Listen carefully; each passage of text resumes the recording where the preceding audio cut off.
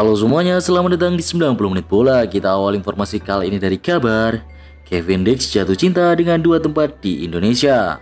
Kevin Dix mengungkapkan destinasi kesukaannya di Indonesia. Pemain berusia 28 tahun itu memilih Lombok dan Raja Ampat. Lombok adalah suatu pulau di Nusa Tenggara Barat, sementara Raja Ampat ialah gugusan kepulauan yang berada di Papua Barat. Keduanya memang kerap menjadi tujuan untuk liburan. Sejauh ini Lombok, keluarga istri saya tinggal di sana. Sudah tinggal di sana selama 3 tahun. Sekarang kalau tidak salah, ujar Kevin Dix dalam kanal YouTube The Highway. Mereka memiliki restoran di sana dan saya rasa mereka punya rencana untuk memulai hotel di sana juga. Imbu pesepak bola kelahiran Apeldoorn, Belanda ini. Kevin Dix mengaku juga pernah mengunjungi Bali, namun trafik lalu lintas di Pulau Dewata dianggapnya terlalu padat. Dia melabeli Lombok sebagai surga yang belum terjamah. Saya punya tempat favorit di Raja Ampat, yang sangat jauh. Saya pikir, ya, dan itu benar-benar surga. Anda harus mencari tahu tentang Raja Ampat. Saya pernah menyelam di sana dan itu luar biasa. Ibu Kevin Dix mengatakan. Kluivert panggil Egy dan Kambuaya ke timnas Indonesia. Patrick Kluivert panggil Egy Maulana Fikri dan Ricky Kambuaya untuk laga timnas Indonesia versus timnas Australia serta timnas Bahrain. Nah, keduanya tengah menggila di BRI Liga 1 musim ini. Keduanya belakangan sulit mendapatkan tempat di skuad inti timnas Indonesia sebab Egy dan Ricky kalah bersaing dengan pemain-pemain diaspora. Duet itu tak pernah patang arah. Egy dan Ricky sama-sama tampil bagus bersama Dewa United FC di Liga 1 musim ini. Statistik keduanya cukup mentereng. Egy tampil 21 kali dari 22 laga di Liga 1 2024-2025 yang menorehkan 9 gol dan 3 assist untuk Dewa United. Sedangkan Ricky Kambuaya turun dalam 18 pertandingan. Pemain asal Papua tersebut mencatatkan 2 gol dan 5 assist di Liga 1 musim ini. Sandy Walsh resmi diperkenalkan Yokohama F. Marinos. Walsh resmi hengkang dari KF Mechelen dan bergabung ke Yokohama F. Marinos. Diketahui pemain timnas Indonesia itu diikat kontrak hingga Juni 2027. Pemain berdarah Belanda itu mengaku sangat senang karena akan memulai petualangan barunya di Liga Jepang bersama Yokohama F. Marinos. Meski ini akan menjadi pengalaman barunya beraksi di kompetisi Asia, ia optimis bisa meraih kesuksesan. Saya sangat senang dan merasa terhormat bisa bergabung dengan Yokohama F. Marinos. Saya merasa memiliki tugas untuk berkontribusi dalam mencapai target tinggi yang dimiliki klub J-League ini, kata Walsh dilansir dari situs resmi Yokohama F. Marinos. Walsh berjanji akan memberikan penampilan terbaiknya untuk bisa membawa Yokohama meraih hasil manis di Liga 1 Jepang. Ia sudah tidak sabar untuk menjalani debutnya di Liga 1 Jepang musim 2025-2026. Kutukan itu benar terjadi, Persebaya terlempar dari 3 besar. Persebaya menduduki urutan keempat klasemen sementara. Poin mereka selisih 1 poin dengan tim peringkat ketiga Persija dan 2 poin dengan Dewa United di posisi kedua. Tim kebanggaan warga Surabaya ini kehilangan posisi puncak sejak kalah dari Bali United di penghujung putaran pertama Liga 1 atau pekan ke-17. Sejak saat itu Persebaya kesulitan merebut kemenangan kembali. Tekanan pun kian besar terhadap tim bajul ijo. CEO Persebaya marah terhadap pemain-pemain usai kalah dari Barito Putra. Lalu bonek Bonita menggeruduk tim Persebaya saat bermain imbang 1-1 melawan Persita di Stadion Gelora Bung Tomo. Dan terbaru, manajemen klub mengultimatum pelatih Persebaya Paul Munster usai kalah dari Persis Solo. Manajemen akan menentukan nasib Munster dalam 2 laga berikutnya, yakni melawan PSPS Biak dan juga Dewa United. Dan jika tak segera bangkit, Persebaya juga bisa kehilangan peluang bersaing dalam perebutan gelar juara musim ini. Bernardo Tavares sindir gelandang Arema bikin rentan cedera. PSM Makassar mengeluhkan kondisi lapangan Stadion Supriyadi di Kota Blitar, Jawa Timur jelang laga pekan ke-22 Liga 1 kontra Arema FC. Menurut mereka, kondisinya tidak cukup bagus. Laga Arema FC versus PSM akan digelar di Stadion Supriyadi, Kota Blitar pada Senin 10 Februari 2024 pukul 15.30 waktu Indonesia Barat. Keluhan kembali muncul terkait kualitas lapangan. Pelatih Bernardo Tavares mengungkapkan timnya sudah mencoba lapangan di Stadion Supriyadi, Kota Blitar. Kualitas lapangan yang tidak bagus, ditambah kondisi pemain kurang prima rentan menimbulkan cedera. Pelatih asal Portugal itu mengaku timnya sempat kehilangan 10 pemain di pertandingan sebelumnya karena kurang fit dan cedera. Ia harus putar otak menentukan komposisi yang tepat saat menghadapi Arema FC. Kalahkan PSIS, gelandang Persib Adam Alisson banjir pujian bobotoh. Adam Alisson berhasil membuat para bobotoh semakin jatuh hati kepadanya.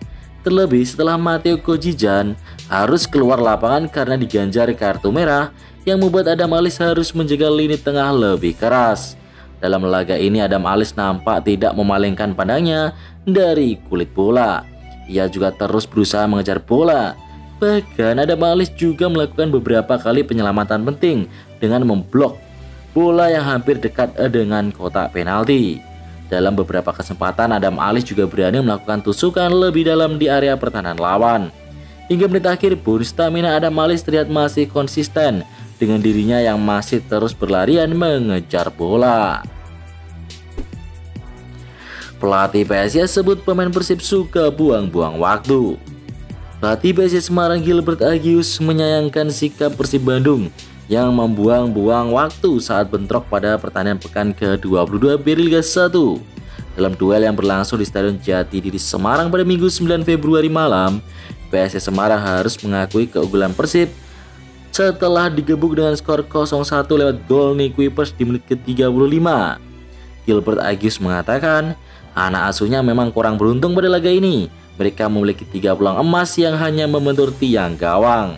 Sayangnya pada babak kedua, peluang yang sama tak bisa didapatkan.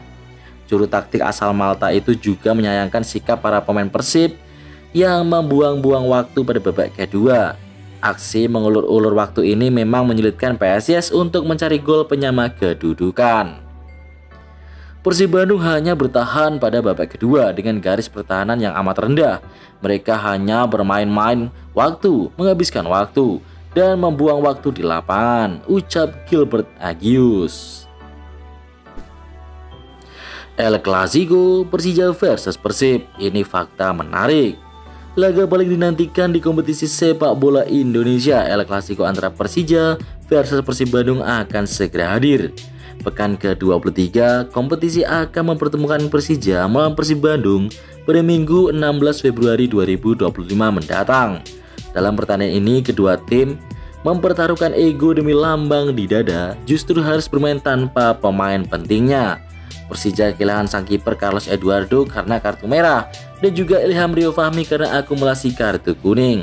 Sementara Persib dipastikan kehilangan Matteo Kojijan karena di kartu merah lewat laga versus PSIS. Beruntung Persib dikabarkan mendapatkan kekuatan tambahan setelah Klok sembuh dari cedera. Berdasarkan 31 pertemuan terakhir mereka, tercatat Persib dan Persija sama-sama mencetak 10 kemenangan dan 10 kekalahan dengan sisanya 11 hasil seri. Mengerucut pada 5 pertandingan terakhir, ternyata Persija gagal mendominasi Persib yang menang 3 kali, hasil imbang sekali dan juga kalah 1 kali saja.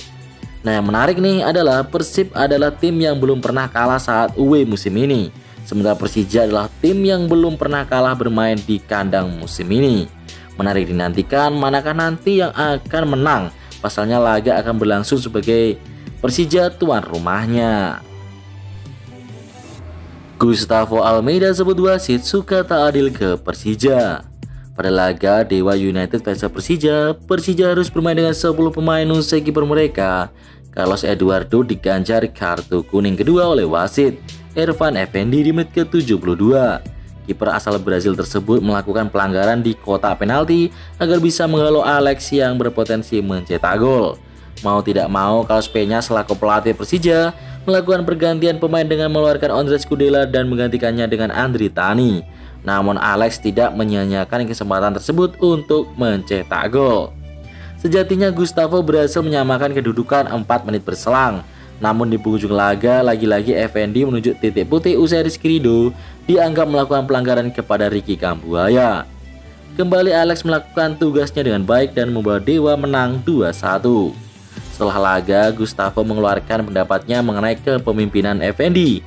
Menurutnya, sang wasit tidak bersikap adil di lapangan karena tidak memberikan satupun kartu kuning kepada pemain Dewa yang juga tampil agresif. Sekali lagi, saya ingin mengatakan soal wasit. Menurut opini saya, bukan karena keputusannya yang memberikan 2 penalti kepada Dewa United, tapi karena dia sering memberikan kartu kepada kami, sedangkan kepada mereka tidak. Persija sering mendapatkan kartu kuning, tapi mereka yang tampil agresif tidak memberikan apapun.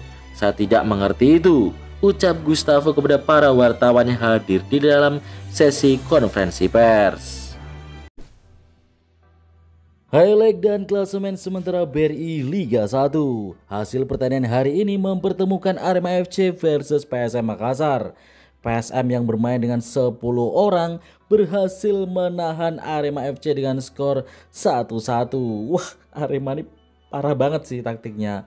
Sementara itu di pertandingan lainnya, Malut United berhasil pesta gol ke gawang Borneo FC dengan skor telak 3-0. Dan berikut ini klasemen sementaranya guys. Persib Bandung, Dewa United, Persija dan juga Persebaya masih di 4 besar. Belum ada perubahan lagi. Sementara diikuti oleh Bali United menempel ketat. Nah yang menarik nih, peringkat 7, 8, 9, 10 dan 11 poinnya sama 32.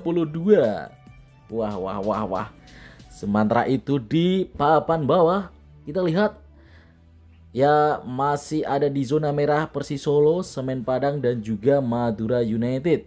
Di atasnya ada PSS Sleman yang poinnya nggak terlalu jauh selisihnya, dan juga PSS Semarang yang selisihnya juga nggak terlalu jauh nih, cuma 4 poin aja dari zona merah. Harus waspada nih PSIS dan juga PSS Sleman.